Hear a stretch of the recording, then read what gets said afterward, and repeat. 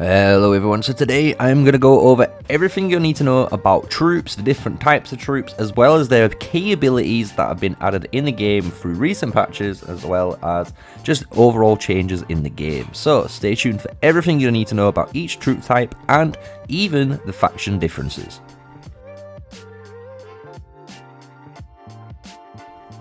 Hello, so yes, we're going to be going over all the things you need to know about troop types, all the things to do with factions, everything in that regard as well. Because the thing is with this game compared to Rise of Kingdoms, there is a little bit of a big key difference with the actual troops. So we're going to go over everything you're going to need to know. So the basics of troops that you're going to need to know off the rip is all the factions all share the exact same stats. So if we click on, for example, the ballista and we check out these stats here, no matter what unit you pick, so if you're Wilderberg, if you're the Spring Wardens or League of Order, these are going to be the exact same base stats, right? And the reason is when you do go and you pick your faction for the first time, you would have noticed as well when you do click these units, some of them have similar abilities, but some of them also have unique ones. So for example, a ballista has normal attack damage, so they increase their own normal attack damage the longer they stand still if you play the League of Order. But if you look at the Spring Warder archers, they increase their own physical attack rating the longer they stood still. And when you look at the Wilderbergs, it allows you to actually deal increased damage dealt to each of those units. So as you can see, all of the major troop types all share different abilities, and this is the same for mages, this is the same for flying units, and this is the same for your work units. Currently in the game, the axemen or the infantry and the cavalry all share the same basic ability, but they do have some differences too between the factions. So let's go over the cavalry and the infantry, because infantry share the same. So if we look, we have infantry melee, they increase their physical defense the lower they gain. We look at the knights again, infantry melee, they increase their physical defense the lower they get. And then finally the treants, when again infantry melee, when they get lower they increase their physical defense. So same ability for all three infantry units. You don't have to worry about that if you're wanting to play infantry. Obviously maybe the march speed you use from the factions for Spring Wardens might be beneficial for infantry, because you do want that march speed to get in and out of combat, right? So let's go to the flying units now, because each of the flying units are going to be different. So when we go to flying units now, the flying Spring Wardens actually has a flying cavalry unit, and this is melee. As you can see, it still has, when they go into the fight, they increase their physical attack for a brief amount of time, which is cool. When you go to the League of Orders, their flying unit does increase their magic attack, which is really cool, and this works when they are stood still. So we're going to go over those as well and how you can find that out later. But this is obviously the generalization screen of each of them. So when you look at the Wyvern Riders now, for the Wilderberg, they are marksman flying units, and they're obviously range. They increase their health points and skill damage dealt, so it's a really cool effect to have. But when we look at the cavalry units now, the Wilderberg and the League of Order do have the exact same abilities. So they both cavalry and melee, they all increase their physical attack for a brief amount of periods, so basically when they enter combat. But when we look at the Spring Wardens cavalry, they are different. They still have the exact same ability, but if you've noticed, they are cavalry range. These elk riders actually come with a little small short bow, so it allows them to actually get to their targets a little bit quicker. So it's a really cool key feature when you look at all of the types of units. When we do look at the standard magic unit, the only difference is the buff that happens. So the way you look at mages, as you can see, they do allow their allies and surrounded friendly legions a buff. So for the Wilderberg, you're going to give everyone attack. And when you look at the mages for the League of Order, you're going to give everyone health. And then when we look at Spring Wardens and we look at these big long leaf treants, they give everyone defense. So each of them obviously have their own perks on what they're going to give to the battlefield, right? But when you go into your unit screen now, we can actually see the differences. So when you look at Rise of Kingdoms, it always had a rock, paper, scissors, you know, so infantry would be stronger against cavalry, the cavalry would be good against the archers, and generally the archers are meant to be good against the infantry units, right? So it's the exact same system here, so you can click on any of these camps, it doesn't matter which one, as long as you pick the icon to summon, and on the top right corner there is the eye icon, and when we click on the little mini symbol at the bottom, which is the advantage system, this is the rock, paper, scissors that's in Rise of Kingdoms. So when we look at it now, we have a very similar system. The infantry beats the cavalry beats the archers, because we have the new type, the archers beat the magic units, and the magic units beat the infantry. So the way it reads, and as you can see, if you're fighting as an archer unit, a magic unit, you will gain a massive advantage over them. You're going to increase the amount of damage dealt, and you're going to take less damage from them. So it's a really cool thing to see. Also, while you're on this screen, like I say, you can see all the stats for the march, which is really cool. The green stats are all your policies or any of your tech that you have that increases that actual stat. So my physical attack really high right now, as you can see from all of the T4 tech that I've done so far, all the way up to T5. So we've got a really high amount of attack, and we're going to be working on that physical defense as well as the health points, because that is the really key factor here for your units.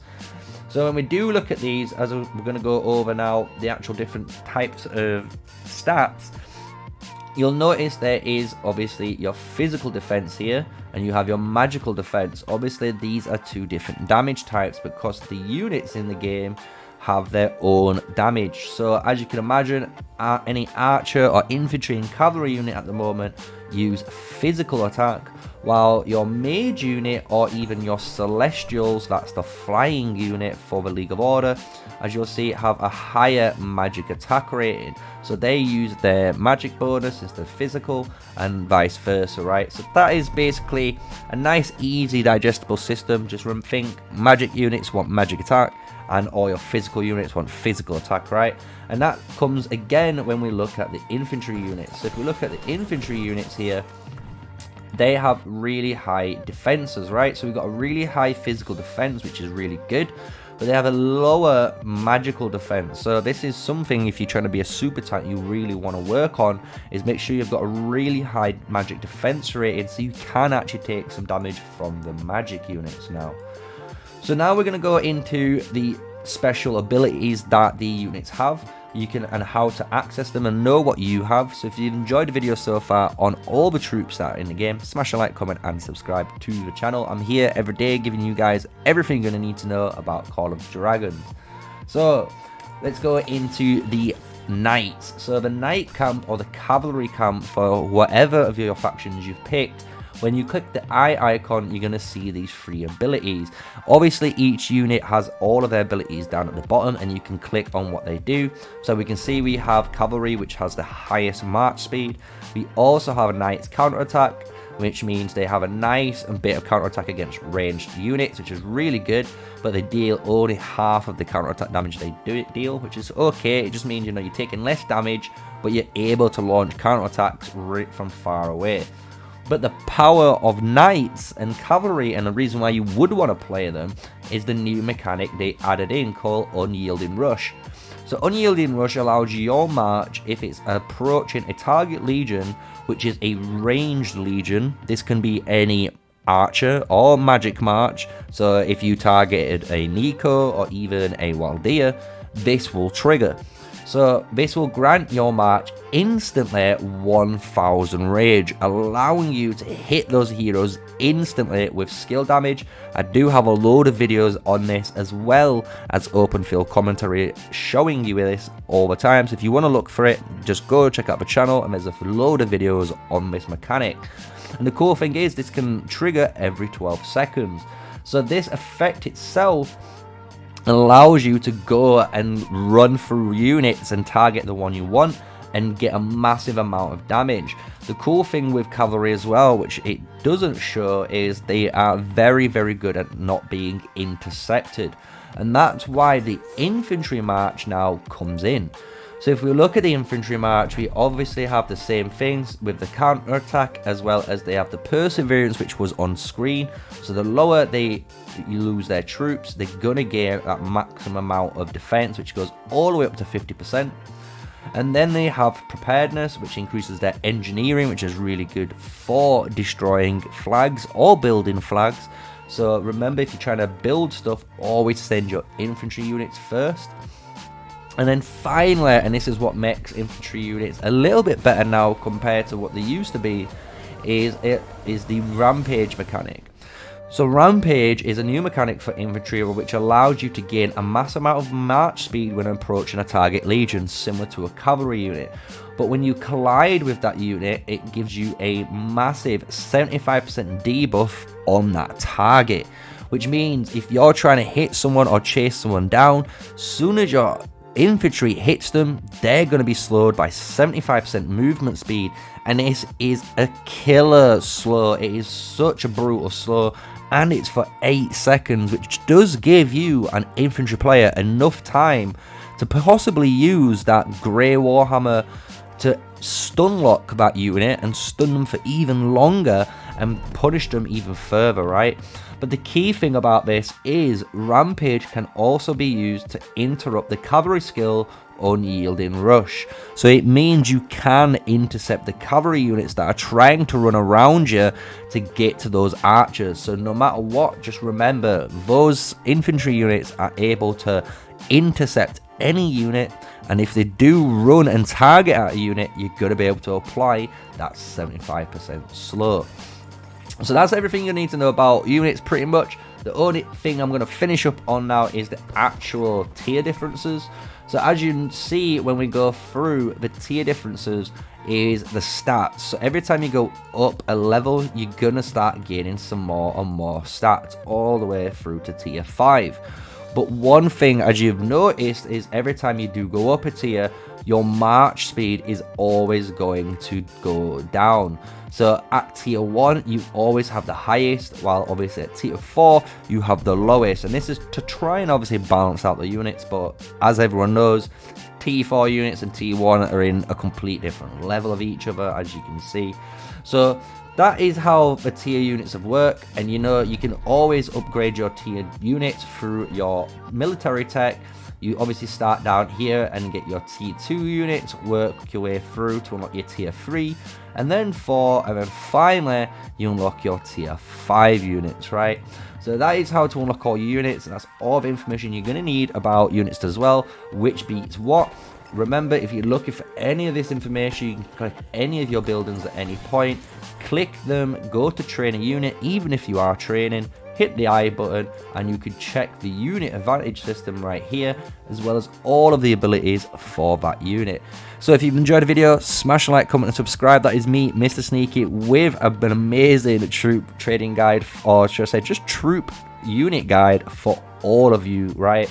So if you're wondering how units work and the benefits of different faction units, as well as how to find out what your units do, that is the one place. This is all covered right here. So with all that said, guys, remember, smash a like, comment, and subscribe to the channel. I am an official Call of Dragons content creator so far, and we are pushing the social hub. We are gaining a great amount of community, so I can't wait to see all of you guys in game as well. So until the next video, stay safe, stay sneaky, and peace out.